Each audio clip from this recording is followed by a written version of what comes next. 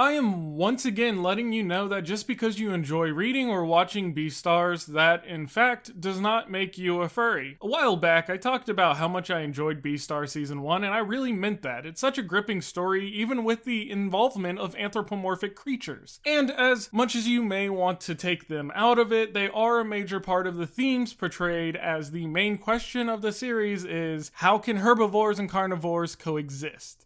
The entirety of the story is like a high school murder mystery, but in the place of humans, you have a society of animals. Wolves, rabbits, deer, so on and so forth. Now, while Beastars did get its bad rep from the first season because people don't know how to watch things before they run their mouth, everything sexual in the first season was extremely tame. Even more so in the second season, as there is inherently nothing sexual.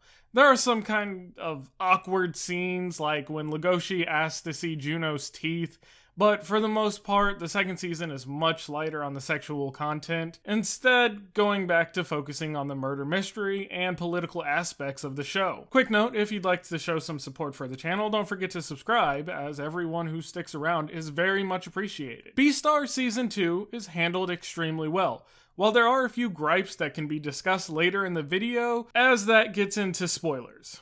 My god though, let's talk about the animation. This is how CGI should be used. As we get into an age where CGI is used more and more, we get to see the best and worst sides of it. There were a lot of complaints around Mappa's use of CGI in Attack on Titan. While I didn't have an issue with it and thought it looked fine, I can understand the complaints. However, it was nowhere near X-Arm levels of bad CGI. Studio Orange has absolutely improved on their craft since just the first season of Beastars, with fluid animation and a beautiful art style not being hindered whatsoever by the CGI. It just worked perfectly. There were some fight scenes that, while short, were absolutely fantastic and extremely impressive, which brings into play the opportunities that CGI can offer. While CGI is harder to work with than your standard animation, if done right, it can be simply superb. Take the new Lupin movie, for example. A movie I still plan on watching, but I've seen enough clips to know the stellar work done there. It allows for more dynamic camera angles and an easier flow within the scenes, and Beastars Season 2 uses those to their advantage for some gorgeous shots. I honestly don't have any complaints about the CGI, and if more companies are able to integrate this style, we could see a massive boom in the use of it. The music design was good. It wasn't anything that really stood out to me, but I'm not a music expert, so I can't really give great input on that. I liked it. That's about as much as I can say. With that, though, let's talk about what actually happened in Season 2 of Beastars. So at this point is where we get into the spoilers. Okay, are you still with me? Let's talk about it then. The storyline we follow in Season 2 is just as, if not even more engaging than the first season. Tensions between carnivores and herbivores rise as the school decides to segregate them due to the incident from the first season with the murder of Tim. Legoshi struggles with his feelings for Haru while trying to find a way to tame his inner beast. Legoshi also begins to investigate Tim's murder with the help of the school's security guard Rakume, the giant rattlesnake, and Gohin. Gohin plays more of a teacher role in helping Legoshi to get stronger and doesn't really help with the school investigation, while Rakume's role is one small part that bothered me.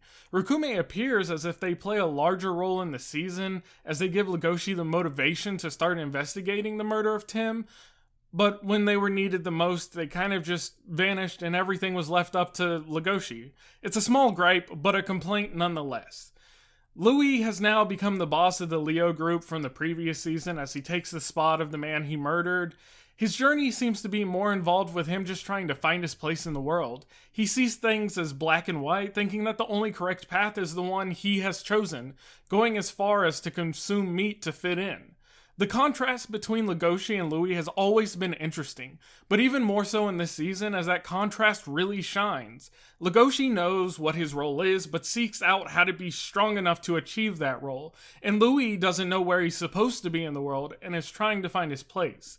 Besides a few interactions with Legoshi, though, I think Haru was set on the back burner for the season, with her role being more minor than the previous season.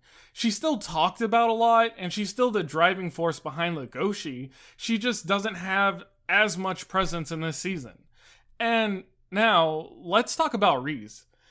I think Riz had the perfect setup for the villain, and that's because of the lack of focus given to him previously.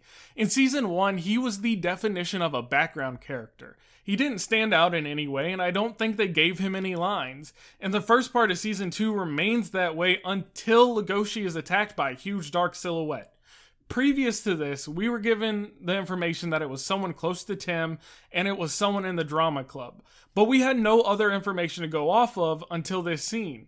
So, the next time it shows us a club meeting, we are looking for somebody with a huge frame, and the first person it shows is Bill, who roughly fits the size. He may be hot-headed, but we know Bill, and he just doesn't fit the bill. And then it quickly glances by Riz, and it all starts coming together. Much like the reveal of Reiner and Berthold in Attack on Titan, this one lacks dramatic flair, which is what causes the suspense of the moment to rise as you fear for Legoshi's life. And Riz, up until the final moments, doesn't even see himself as the bad guy. He thinks that what he did was a way to become one with Tim, to keep their memories forever. And anyone who would reveal his secret or get in his way is just trying to corrupt those memories.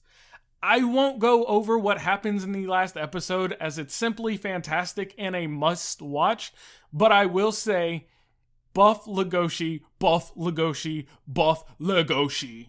My only complaint with the final episode is I feel like it was rushed. I know they are definitely planning on a season 3, and if I really wanted to, I could go read it, but I'll continue to wait as I did for season 2.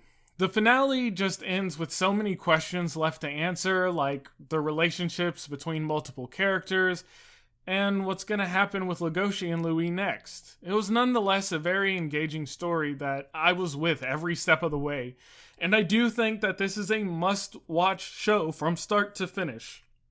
If you haven't, though, may I entice you to clicking that like button and the big red subscription button, and possibly leaving me a comment, letting me know what you thought about Beastars, showing me some interaction. It helps with the YouTube algorithm, of course.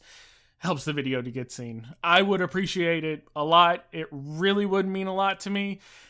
And as always, I have a lot more content on the way for you. I've been having this internal debate if I just want to keep covering Netflix original anime, covering new anime I'm interested in from anything, or just grabbing a series that I like a lot and doing some deep analysis on it until we move on to the next series. Let me know what you'd like to see.